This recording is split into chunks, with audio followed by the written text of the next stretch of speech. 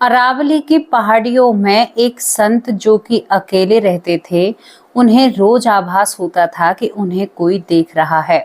वो इस चीज का मतलब जानना चाहते हैं और जब वो देखते हैं कि उन्हें कौन देख रहा है तो उनकी आंखें भर आती हैं।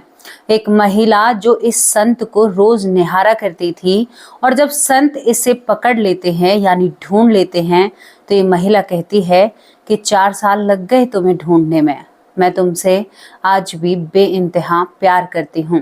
दोस्तों, एक संत के बारे में ऐसा कहना बहुत बुरा लगता है, लेकिन जब आप इस कहानी या इस घटना को जानोगे तो आपकी भी आंखें भर आएंगी। ये मेरा दावा है। सच्ची घटना है, सच से रूबरू कराती है और प्रेम के बारे में एक नई परिभाषा देती है। क्या कोई संत प्रेम के लिए यह संत बन सकता है? कोई लड़का इस दुनियादारी को छोड़कर या संत हो सकता है, या एक ऐसा इंसान बन सकता है जो इस दुनियादारी से बाहर हो? क्या कोई प्रेमिका 4 साल तक अपने प्रेमी को ढूंढ सकती है, यानी वो पहाड़ियों में भी जाकर प्रेमी को नहीं छोड़ती है? दोस्तों, कौन था वो संत और कौन थी वो महिला जो 4 साल से एक संत को ढूंढ रही थी? वो भी पहाड़ी में जाकर ढूंढ लिया। कोई हल्की पतरी तो महिला होगी नहीं, क्योंकि एक गृहस्थ में हम भी रहते हैं। बहुत हिम्मत चाहिए इन चीजों के लिए। ये घटना आप जब सुनोगे तो सच में ही आपकी आंखें नम हो जाएंगी और आपको एक चीज पर पक्का भरोसा हो जाएगा कि वफादारी सबसे बड़ा गहना है और लाज और शर्म उससे भी बड़ा गहना है। आज जो कुछ हो रहा है सोशल मीडिया पर या इधर उधर, ये सब केवल, क्या कहूँ मैं इनसे, मैं कुछ नहीं कह सकती, लेकिन दुख और तकलीफ पता है कितनी होती है, क्योंकि हमारा जो धर्म, सत्य, सनातन संस्कृति है वो बिल्कुल खराब होती जा रही है। दोस्तों, आज एक संत के बारे में बताएंगे, आज एक आत्मा के बारे में आपको बताएंगे। और चलिए ये घटना क्या होती है। ये घटना हमारी दिल्ली से शुरू होती है। अब क्योंकि दिल्ली को मैं हमारी क्यों कह रही हूँ, क्योंकि दिल्ली एक ऐसा शहर है जिसे शायद दिल वालों का भी कहा जाता है, लेकिन क्राइम रेट भी उसमें काफी हद तक बहुत ज्यादा होता है। तो दिल्ली में एक श्याम नाम का लड़का रहता है। श्याम की उम्र करीबन 13 साल थी। 13 साल की उम्र में 8वीं क्लास में श्याम पढ़ता है और इसी के साथ एक लज्जा नाम की लड़की भी पढ़ती है। लज्जा भी 13 साल की थी और श्याम भी 13 साल का होता है। दोनों बचपन से ही एक साथ पढ़ रहे थे। दोनों अलग अलग शहरों से आकर इस एक बड़े शहर में गुजर बसर इनके परिवार कर रहे थे। ये दोनों एक स्कूल में पढ़ते हैं। दोस्तों, इनकी स्कूल में हल्की हल्की सी मुलाकातें, एक साथ बैठना, एक साथ खाना, एक साथ पीना, जब ये जवान होते हैं ना, जब ये 12वीं क्लास में पहुंचते हैं।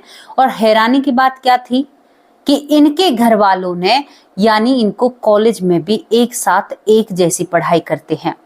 अब जब बचपन से ही साथ पढ़ रहे थे और साथ जाते थे, जो माँ बाप समझते हैं कि भाई इनके बीच में ऐसा कुछ भी नहीं है, लेकिन एक जवान लड़की लड़का कभी दोस्त नहीं रह सकते ना। ये तो मैं दावे के साथ कहती हूँ कि जवान लड़की और लड़का कभी दोस्त नहीं रह सकते। किसी को मेरी बात बुरी लग जाए तो मैं उससे माफी मांगना चाहती हूँ, लेकिन बताइए कहाँ है ऐसी दोस्ती? कहीं पर भी नहीं मिलेगी। अब यहाँ पर श्याम और लज्जा एक दूसरे को पसंद करने लगते हैं।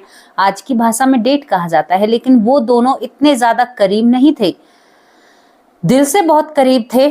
कभी एक दूसरे के तन को हाथ तक भी नहीं लगाया था।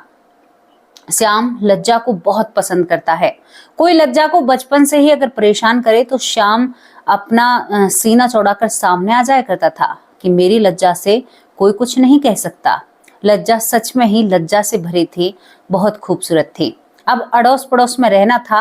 कॉलेज इनका जब हो जाता है तो कॉलेज के बाद यहाँ पर लज्जा के लिए रिश्ते ढूंढे जाते हैं, लेकिन कहीं ना कहीं श्याम भी लज्जा को पसंद करता है और लज्जा भी श्याम को पसंद करती है, लेकिन दोनों एक दूसरे से पक्के तौर पर, यानी कहते हैं ना कि ऐसे नहीं कह पाते हैं आमने सामने से।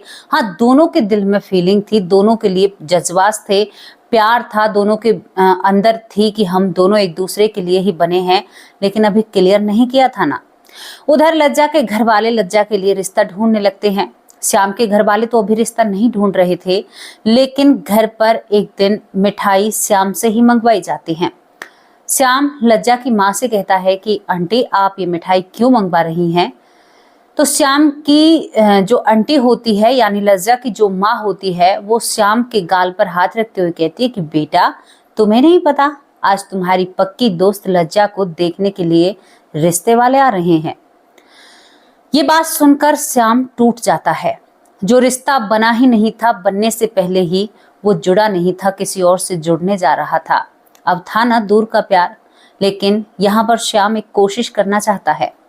दूसरी तरफ लज्जा के जो देखने वाले आते हैं वो एक बार में ही लज्जा को पसंद कर लेते हैं। अब यहाँ पर श्याम लज्जा को मिलने के लिए बुलाता है।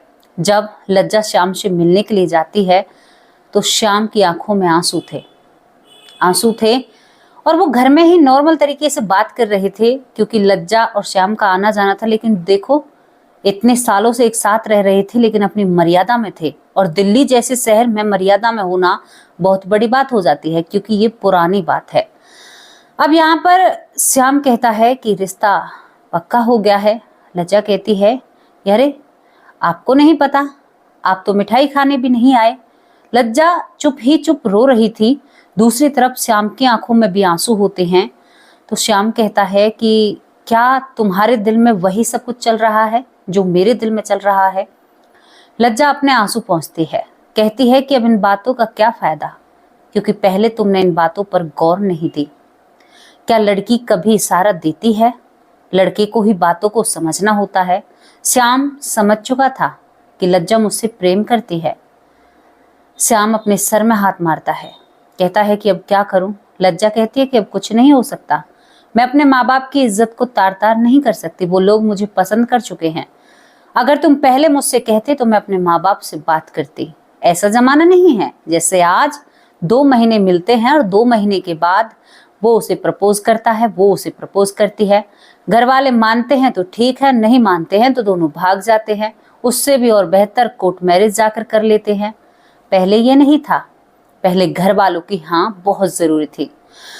दोस्तों श्याम की एक और बात बताऊं, वो अपने माँ बाप का एक लौता बेटा था। लज्जा जो थी वो 2 बहनें होती हैं। श्याम जब समझ जाता है अपनी प्रेमिका का इशारा, तो श्याम उसी रात को इस घर को छोड़कर चला जाता है। बावला हो जाता है वो लज्जा के प्यार में, अपने आप को संभालने की कोशिश करता है। दिल्ली से वृंदावन जाता है और वृंदावन से वो जयपुर जाता है, और जयपुर से दोस्तों वो यहाँ पर अरावली जो पहाड़ियाँ इलाका है वहां पर जाकर प्रस्थान करता है। मतलब उसकी बेचैनी उसे इतना दूर ले जाती है। यहाँ पर जो श्याम के घर वाले होते हैं दिन रात पुलिस स्टेशन के चक्कर काटते हैं कि हमारा बेटा कहाँ गया। लज्जा से पूछा जाता है कि तेरा बहुत अच्छा खास था, दोस्त था, क्या तुम्हें पता है? लेकिन लज्जा को शायद आज सबसे ज्यादा दुख था, क्योंकि वो उससे प्यार भी करती थी और सबसे अच्छा दोस्त भी वही था। दोस्तों यहाँ पर लज्जा को समझ आ चुका था कि मेरे जो किए हुए शब्द हैं शायद वो कहीं ना कहीं उसे कचोड़ कर गए हैं, और लज्जा यहाँ पर एक खेल खेल जाती है। लज्जा अपनी शादी नहीं होने देती है। रिश्ता भले ही पक्का हो जाता है, जब 14 से 15 दिन हो जाते हैं और श्याम कहीं पर भी नहीं मिलता है ना, तो लज्जा अपने आप को कोसने लगती है। और लज्जा क्या करती है, एक बिजली का तार स्विच में डालती है और एक तार को खुद अपने आप पकड़ लेती है। सोच रहे हैं ना मैं किस तरफ इशारा कर रही हूँ? सभी को लगता है कि यहाँ पर उसे करंट लगने से उसकी मृत्यु हुई है, जबकि वो सब कुछ उसने खुद ने किया था। यानी लज्जा ने अपनी मृत्यु को गले लगा लिया था, बिना यहाँ पर जो श्याम होता है। लज्जा इस दुनिया से चली जाती है। उधर श्याम बस यही सोचता है कि लज्जा की शादी हो रही होगी, लज्जा के साथ ये हो रहा होगा, लेकिन यहाँ पर लज्जा इस दुनिया से जा चुकी थी। और एक घर की बेटी, सब लोग ये कहते थे कि हाय इन बच्चों को किसकी नजर लग गई। एक बच्चा जो गायब हो गया, जिसे पुलिस भी नहीं ढूंढ पाई।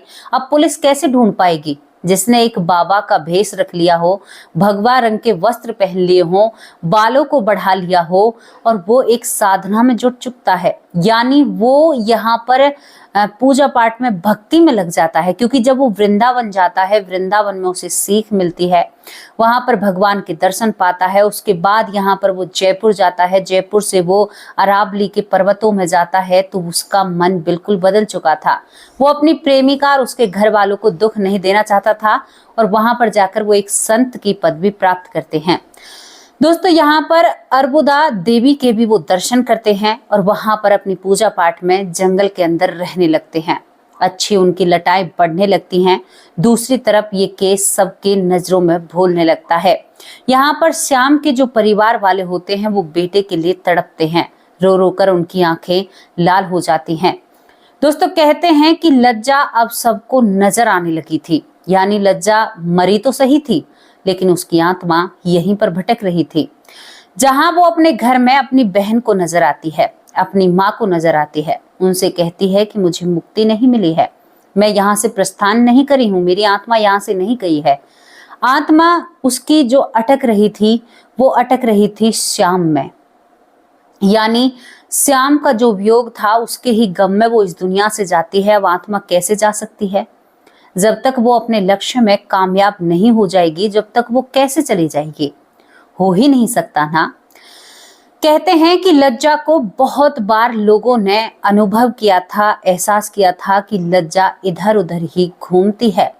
कई बार लोगों को वो रोड पर खड़ी हुई भी नजर आती है, कई बार उसकी बहन को वो उन्हीं तारों को लगाते हुए नजर आती है। दोस्तों, धीरे धीरे वक्त निकलता है और वक्त का पता ही नहीं चलता, जाने कब में 4 साल लग जाते हैं इस वक्त को निकलते हुए।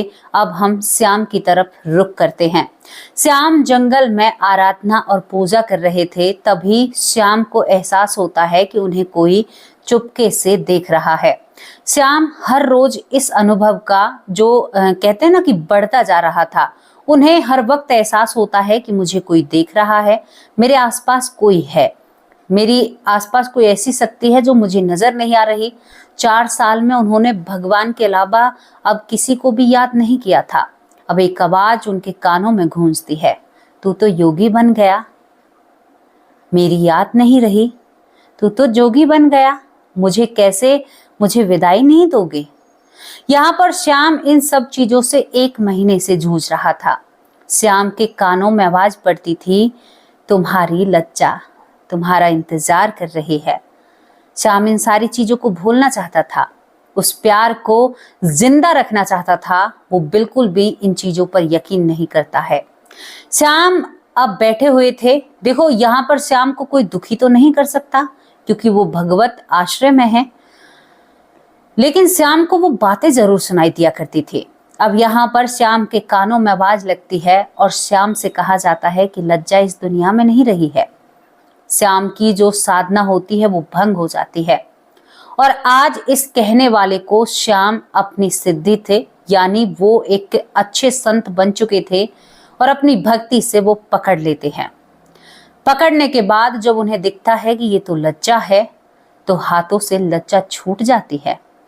सामने रोती हुई, एक झिलमिलाती हुई लज्जा, जो कभी गायब हो जाती है, कभी दिखती है, कुछ इस तरह से जैसे पानी पर रोशनी नहीं चमकती है, इस तरह से लज्जा चमक रही थी। लज्जा की आंखों में आंसू होते और कहती है कि श्याम, तुम यहाँ पर योगी बन गए हो, तुम्हें मेरी याद नहीं आई? श्याम कहता है कि तुम्हारी तो शादी तय हो गई थी, तुम इस रूप में कैसे आ सकती हो? तुम कहीं कोई छलावा तो नहीं हो? मुझे कहीं ठगने की तैयारी तो नहीं हो रही है? कौन हो तुम? लज्जा कहती है कि श्याम, 4 साल लग गए हैं तुम्हें ढूंढने में, वृंदावन से लेकर हर जगह तुम्हें तलाशा है मैंने, तुम्हारी खुशबू को अपने अंदर एहसास किया है मैंने, और तुम मुझे छोड़कर ऐसे आ गए। तुम्हारा वियोग मैं बर्दाश्त नहीं कर पाई, तुम्हारे वियोग के चक्कर में ही मैंने अपने आप को, यहाँ पर लज्जा पूरी कहानी बताती है कि तुम्हें गायब होने के 16-17 दिन बाद ही मैं इस दुनिया से दूर चली जाती हूँ। उस दिन से अब तक 4-4.5 साल तक मैं तुम्हें ढूंढती रही, लेकिन तुम मुझे कहीं नजर नहीं आए। मैं भटकी हुई हूँ श्याम। तुम अपने जीवन में साधना में आगे बढ़ गए, लेकिन मैं आज वहीं पर खड़ी हूँ जहां पर तुम मुझे छोड़कर आए थे। मेरी आत्मा को शांति नहीं है। मैं यहाँ से जाते हुए भी तुम्हारे अंदर मेरी आत्माएं अटकी हुई है। मेरी जो आत्मा है, मैं तुमसे बेइंतहा प्यार करती थी। श्याम कहता है कि ये प्यार जो तुमने अब किया है, अगर तुम उस वक्त थोड़ा सा भी मुझसे कहती तो शायद आज हमारी लज्जा जिंदगी और होती, हम कुछ और ही रास्ते पर होते। लेकिन तुम्हें तुम्हारे माँ बाप की इज्जत प्यारी थी और मुझे तुम्हारा प्यार प्यारा था। मैं तुम्हारे प्यार के साथ जिंदगी भर साधना करना चाहता हूँ और अब तो हम दोनों एक साथ भी नहीं हो सकते। कैसे हो सकते हैं? तुम एक आत्मा हो और मैं एक संत हूँ। तुम चाहो तो मैं अपनी जान दे सकता हूँ। लज्जा नम आंखों से कहती है कि नहीं, मैं तुम्हारी जान लेने नहीं आई। 1 महीने से तुम्हें देख लिया, निहार लिया, तुम्हें पा लिया, यही बहुत है। भगवान से प्रार्थना करूंगी कि अगले जन्म में तुम ही मिलो मुझे, लेकिन मुझे मुक्ति चाहिए। क्या मेरी मुक्ति के लिए तुम कुछ कर सकते हो? यहाँ पर श्याम को पता था कि मुक्ति के लिए क्या किया जाता है। दोस्तों, यहाँ पर श्याम एक अच्छे पंडित को बुलाते हैं और एक भागवत का पाठ कराने की तैयारी करते हैं। दोनों एक साथ एक रात बैठकर गुजारते हैं। एक तरफ श्याम जो साधु बन चुका था, दूसरी तरफ लज्जा जो एक आत्मा, प्रेत आत्मा बन चुकी थी। दोनों पूरी रात भर बात करते हैं और ये आत्मा साधु का कुछ नहीं करती है। स्कूल के दिनों को याद करते हैं, उन दिनों को याद करते हैं जब ये दोनों एक साथ जिया करते थे, एक दूसरे के लिए जिया करते थे, एक दूसरे के लिए मरा करते थे। लेकिन अब वो कुछ नहीं था ना दोस्तों। यहाँ पर दूसरे दिन से, क्योंकि आज आखिरी बातें थी, दूसरे दिन से भागवत का पाठ कराया जाता है। भागवत जब होती है तो हर दिन जो यहाँ पर लज्जा थी ओझल होती जा रही है। आखिरी के दिन लज्जा कहती है कि अब मुझे जाना होगा और तुमने मेरे लिए जो किया है इसका एहसान मैं तुम्हारा जिंदगी भर नहीं भूलूंगी। तुमने मुझे वो रास्ता दिखाया है जिस रास्ते से मैं भटक चुकी थी। अब तुम्हें देखकर मुझे संतुष्टि है। दोस्तों, आखिरी दिन लज्जा 4 लफ्ज कहती है और कहती है कि सदा इसी तरह से बने रहना, मैं इंतजार करूंगी तुम्हारा और अगले जन्म में हम दोनों एक साथ जरूर जिएंगे। ये उस जमाने की बात है जब लोग दिल में चीजों को बहुत ज्यादा महसूस किया करते थे, लेकिन जुबा तक आते आते शायद वो लोग बुढ़ापे की तरफ चल दिया करते थे। ऐसे दिनों की आप लोगों से बात कर रही हूँ। लज्जा जब ओझल होती है तो एक संत बिल्कुल भी नहीं रोता है। क्यों नहीं रोता है? क्योंकि 4 से 5 साल उसने कठोर तपस्या की थी। दोस्तों, यहाँ पर श्याम को भूत प्रेत दिख जाया करते थे, लेकिन उसने जब अपनी प्रेमिका को मुक्ति दिलाई तो वो एक संतुष्टि अपने अंदर रखते हैं और फिर वो अपनी भक्ति में और तपस्या में लीन हो जाते हैं। कहते हैं कि श्याम का आज तक भी कोई पता नहीं है। उन्होंने ये सारी चीजें एक लिखने वाले, यहाँ पर डॉक्टर नारायण दत्त श्री माली जी की किताब में ये बहुत मशहूर कहानी है। इनके ऊपर इन्होंने लिखा था। जैसे बहुत लोग घूमने के लिए पहुंच जाते हैं, वहां पर बहुत टूरिस्ट जाते हैं, तो मतलब कुछ इस तरह से इनकी कहानी सभी के सामने आती है। लेकिन श्याम ने कभी दोबारा मुड़कर दिल्ली की तरफ नहीं देखा। अब ये कहानी कितनी सत्य है, कितनी झूठ है, ये तो एक किताब बताती है कि ये कहानी 100% सत्य है। मतलब एक इंसान इतना योगी हो सकता है, एक इंसान इतना कुछ बदल सकता है। उसने आज क्या हो रहा है, आज एक दूसरे के खून के प्यासे लोग हो रहे हैं। प्रेमी को अगर प्रेमिका नहीं मिली तो रास्ते में ही प्रेमिका को टपका दिया। प्रेमी प्रेमिका नहीं मिले तो भैया घर वालों को टपका दिया, क्योंकि वो बीच में रोड़ा बन रहे हैं ना। दूसरी तरफ हम देखते हैं कि शादीशुदा प्रेमिका ज्यादा उछाल मार रही हैं। यानी शादी से पहले प्रेम ठीक है, चलो उनकी जिंदगी में जो है सो है, लेकिन शादी के बाद, बच्चे होने के बाद भैया प्रेम बहुत तूफानी हो जाता है। मतलब मैं सोच में हूँ, हैरान हूँ। यहाँ पर अभी एक केस आया है जो कि हरियाणा का एक सौंद गांव है। उस गांव में एक महिला ने अपने प्रेमी के साथ मिलकर अपनी सास को ही रास्ते से हटा दिया है। एक केस आया है कि जीजा ने साले को रास्ते से हटा दिया है। बहुत सारे केस हैं भैया, प्रेम प्रसंगों के चलते हुए कोई ड्रम में भरा जा रहा है, किसी के साथ कुछ हो रहा है, किसी महिला के साथ गलत हो रहा है। ये सब कुछ क्या चल रहा है? प्रेम इन्हें नहीं कहा जाता। यहाँ पर आज की जो जनरेशन है 2 महीने मुलाकात करती है, तीसरे महीने शादी की बात करती है और चौथे महीने डिवोर्स की बात करती है। कितनी बड़ी बात है। चौथे महीने डिवोर्स की बात हो जाती है भैया। 4 महीने में प्रेम हुआ, शादी हुई, डिवोर्स हुआ, ये चल रहा है। पहले हम फिल्मी जगत में देखा करते थे, यानी जो फिल्म इंडस्ट्री है, जो वो लोग हैं भैया जिनको हम वीआईपी कहते हैं या बड़े लोग कहते हैं, अरे भाई बहुत बड़े लोग हैं, उनकी जिंदगी 4 शादी करे, 6 शादी करे, हम मिडिल क्लास वाले हैं, हमारी तो एक शादी हो जाए और वो भी पूरे से निभ जाए तो वही बहुत है। लेकिन ना भैया, अब कोई मिडिल क्लास नहीं रहा है, सब हाई फाई वीआईपी हैं। अब इन बातों पर आपको हंसी आएगी। क्यों हंसी आएगी? क्योंकि आपने देखा है, पहले हम सुनते थे कि भाई फलाने की एक्टर की पत्नी ने उसे डिवोर्स दे दिया, तो हम बड़ा सोच में पड़ते थे कि ये डिवोर्स क्या होता है, अरे ऐसा क्यों होता है, जब हम छोटे थे। उसके बाद जब धीरे धीरे हम बड़े हुए तो अब ये डिवोर्स हमारे आसपास होने लगा है। मैं एक गांव में रही हूँ और गांव में डिवोर्स आसपास होने लगा है। लड़कियां घर छोड़ रही हैं, एक शादी से दूसरी शादी कर रही हैं और दूसरी से तीसरी शादी कर रही हैं। अगर पहले ऐसा हो जाया करता था तो उस लड़की का पिता शर्म के मारे सर नहीं उठा पाता था। आज पिता ही कहता है छोड़कर आ जाओ, तुम्हारे लिए सब कुछ रखा है। क्या कहें उन लोगों को? इस डिवोर्स ने हमारी जिंदगी, हमारे परिवार, भारत की संस्कृति को तबाह कर रख दिया है। जो फिल्मी एरिया में जो चीजें थी, आज वो हमारी जिंदगियों में, हमारे घरों में जगह ले चुकी हैं, हमारे रिश्तों तक पहुंच चुकी हैं और हमें पता नहीं चला ना, बिल्कुल भी पता नहीं चला। मैं जितनी भी बातें करती हूँ ना, दबंग तरीके से करती हूँ। कुछ बहनों का कहना है, मेरी प्यारी बहनों, आपके साथ की वजह से मैं ये सब कुछ कर पाती हूँ और सत्य बोलने से तो मैं कभी पीछे नहीं हट सकती, चाहे कुछ भी हो जाए। जो भैया सत्य है वो तो सत्य ही है। आप किसी भी जाति धर्म में चले जाइए, यही हो रहा है। पति बस 2-4 साल का है, उसके बाद मतलब यही है। अब हमारे श्री प्रेमानंद महाराज जी के ऊपर बहुत सारे सवाल खड़े करे लोगों ने, भैया हम तो बिल्कुल खिलाफ हैं, हमारे जैसे संत तो कहीं मिल ही नहीं सकते। अरे वो वृंदावन में निवास करते हैं, उनका जैसा कोई हो सकता है? आधे कपड़े पहनते हो, आधे अधूरे कपड़े पहनकर आप लोगों को क्या दिखाना चाहती हो, क्या दिखाना चाहते हो, ये समझ में नहीं आ रहा। मैं आप लोगों से कहना चाहती हूँ कि इस तलाक या डिवोर्स को जिंदगी से हटाइए। आप डिवोर्स लेकर अलग हो जाते हो। जो बच्चे, अब बात कहाँ पर अटक रही है भाई? फिल्म इंडस्ट्री जो है, मतलब जो फिल्मी जगत की दुनिया है, वहां पर अंधाधुंध पैसा है। एक बीवी छोड़कर जाती है तो उसे करोड़ों रुपए दे दिए, भैया तुम सही से रहो। लेकिन फिर गांव में ये क्या होता है? एक बेटे वाले का परिवार नष्ट हो जाता है, क्योंकि वो कहां से लाए उसके लिए इतने सारे पैसे, कहां से करे?